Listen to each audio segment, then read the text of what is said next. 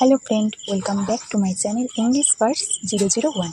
আজকের ভিডিওতে আমরা যে শব্দটি নিয়ে আলোচনা করব সেটি আমাদের প্রত্যেক দিনের জীবনে খুবই কার্যকরী। তো চলো বেশি কথা না বলে ভিডিওটি শুরু করি। ওয়েভস। ওয়েভস শব্দের বাংলা অর্থ ঢেউ, তরঙ্গ, তরঙ্গের মতো দোলা বা কাঁপা অথবা হাত নেড়ে ইশারা করা। Example 1, The big ocean waves hit the sandy beach one after another. The big ocean waves hit the sandy beach one after another. সাগরের বড় বড় ঢেউগুলো একটার পর একটা বালুকাময় সৈকতে আছড়ে পড়ছিল। Second example, Sound travels through the clear air in the form of invisible waves. Sound travels through the clear air in the form of invisible waves. শব্দ অদৃশ্য তরঙ্গ আকারে পরিষ্কার বাতাসের মধ্য দিয়ে চলাচল করে।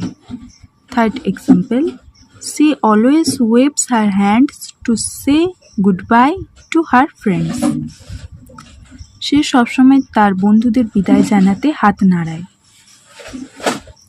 Fourth example, The beautiful green grass waves gently in the soft summer wind. The beautiful green grass waves gently in the soft summer wind. সুন্দর সবুজ ঘাসগুলো মৃদু গ্রীষ্মের বাতাসে আলতো করে দোলে। তো বন্ধুরা, আজকের ভিডিওটি এখানেই শেষ।